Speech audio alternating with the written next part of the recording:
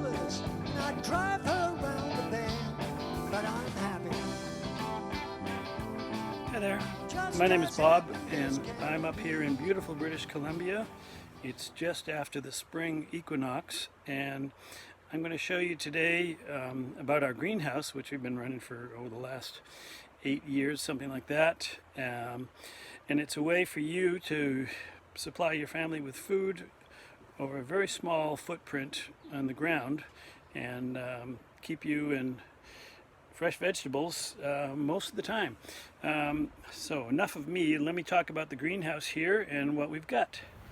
Okay, so here we are. The greenhouse here is 12 by 27 and you can see the shape of the roof here. This thing sheds snow beautifully. We get quite a bit of snow here in the wintertime and we get some pretty extreme temperatures as well. Nothing like Alberta temperatures, but certainly cold enough to kill off most everything that's around. So what you're looking at here in this very south facing row is lettuce, perpetual spinach, carrots, and garlic, all of which were planted at the end of the summer last year and have come up quite nicely, wintered over quite nicely. We did this with using an inner hoop, putting wire hoops on here and then covering that so that there was protection from the frost and the extreme temperatures.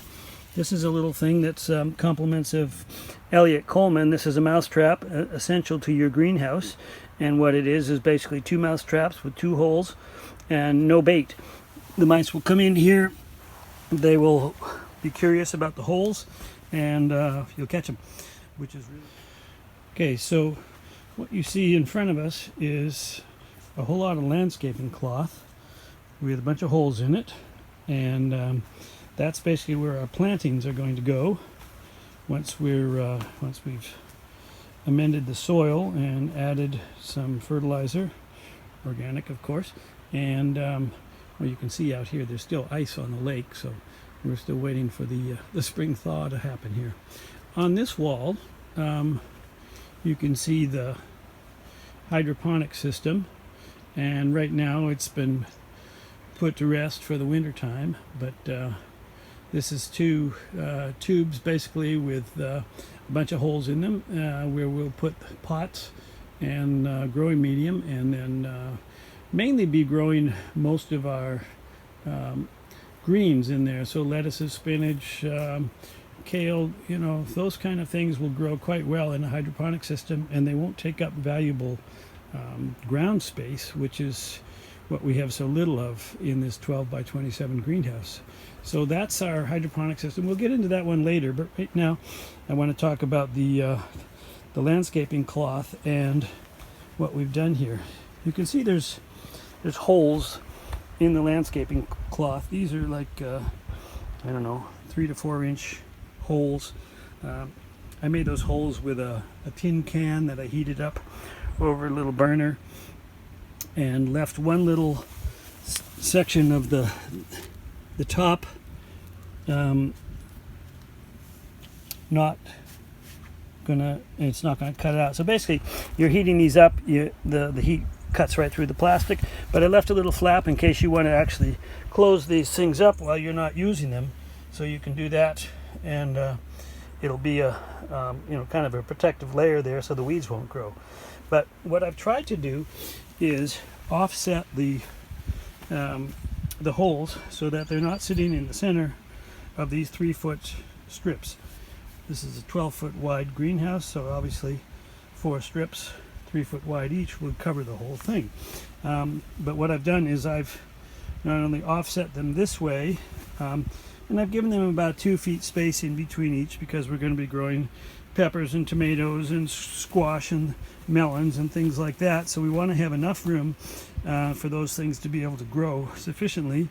And your things like cucumbers and tomatoes will all be trained upwards on strings, so that it'll actually be a vertical growing garden here as well.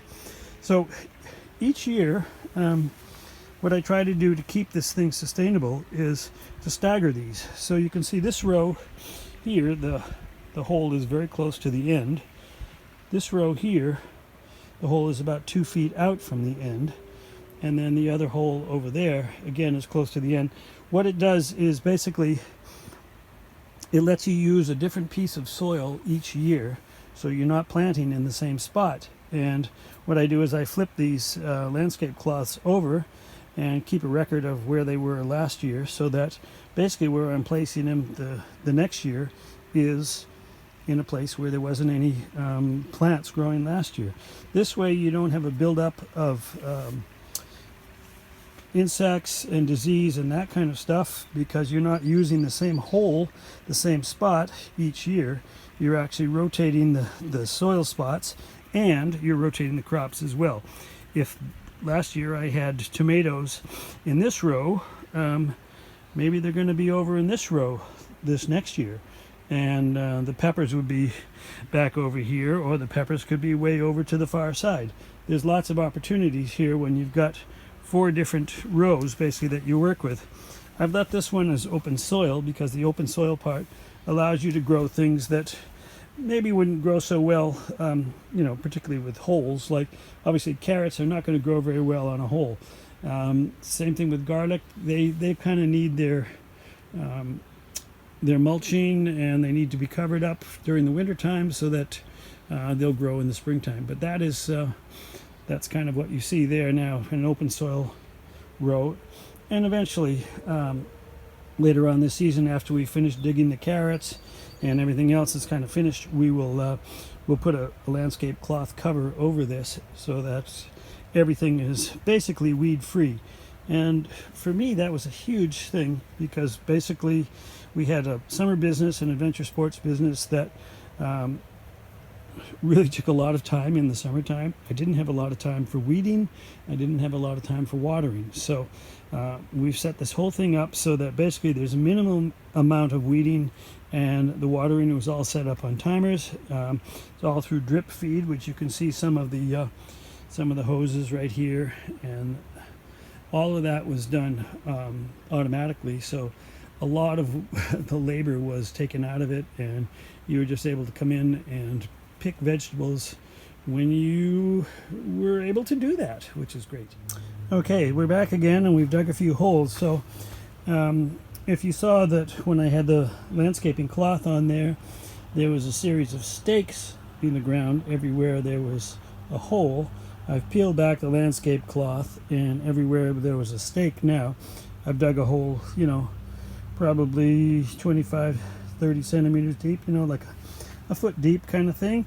And I put all of that soil into the wheelbarrow, and in the wheelbarrow I've also added some organic fertilizer here. We're using today, we're using some Gaia Green, which is a locally produced organic fertilizer. And the first thing you want to do in the springtime, of course, is just do a soil sample and take your reading and see what your soil needs in terms of nutrients, in terms of pH, etc. So basically, I've put 2 types of fertilizer in here, and I've mixed them, or I will mix them up now with the rest of the soil, and then the soil is going back into the holes, because that's basically where we're going to be planting things a couple of weeks down the line here, once the soil gets a chance to warm up some more, and also it gets a chance to stabilize. We'll give it lots of water and put lots of sunshine in here, and it should be ready to plant before too long. Okay, so wheelbarrow is empty and the holes are full.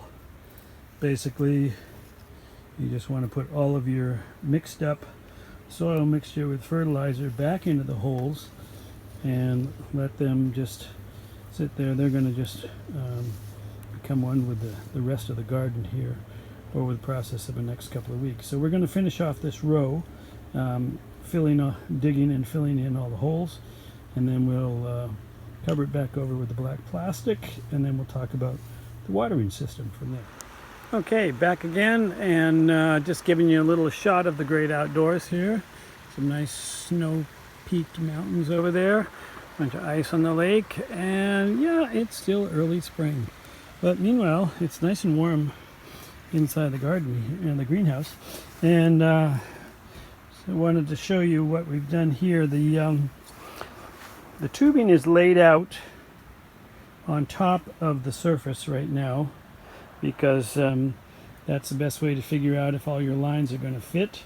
And then I'm going to go ahead and put them underneath the landscape cloth. So basically when you're walking around during the summer months, you're not going to be tripping over all this stuff. It's going to be concealed underneath the landscape cloth.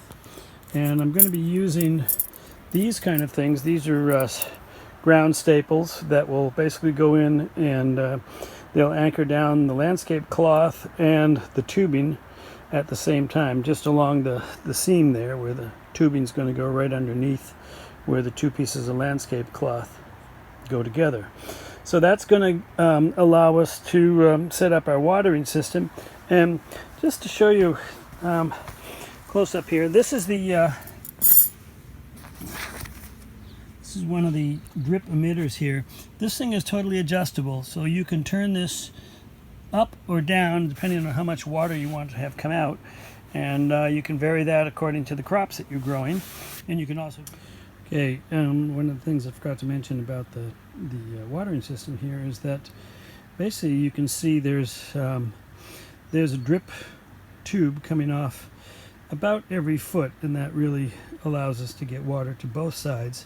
But you can also see that the tubes on the left hand side are much shorter than the ones on the right hand side, and that's because our holes are offset from the center of the landscape cloth to allow for this soil rotation.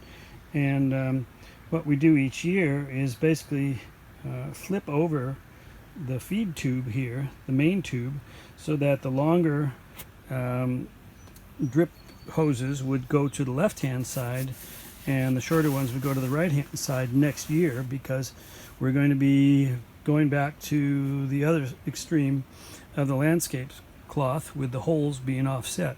So this is a way of just using the same system year after year, but setting it up so that it's flexible, and that allows for you to rotate your holes and keep them in a different spot every year pretty well for, over a 4-year period. You're never going to repeat yourself once in terms of where the holes end up, and this allows them to be watered and not having to recreate the whole water system each year. Okay, we're back again, and we have basically installed all of the tubing and the staples to hold down the landscape cloth, and everything is basically set up and is now watering. So if you look down here, you can see what's happening. This little adjustable jet here, you can turn it up. You get a whole bunch more water, which we don't want, because right now it just wants to seep in slowly. So I'm going to turn it down and just kind of have a nice little bubbly drip there, which should get it nicely watered. I'm going to let this run for a couple of hours, get it soaked in, and then I'll do it again tomorrow and maybe the next day, and just really get a good solid soaking in here, and then just let that sit for a while.